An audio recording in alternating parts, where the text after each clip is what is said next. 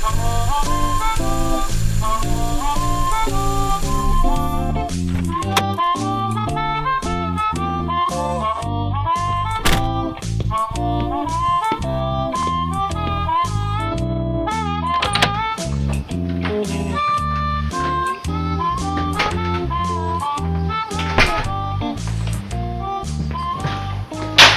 honey, I'm home. Dear Gerald, there's no easy way to say this. I'm leaving you. I found someone else. He truly makes me happy.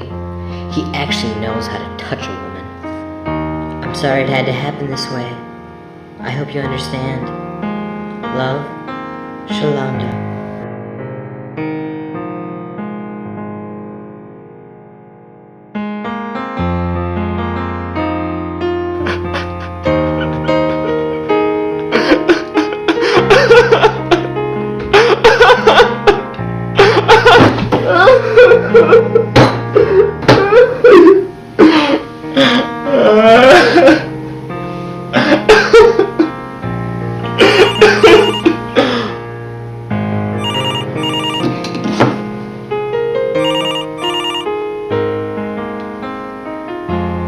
Hello?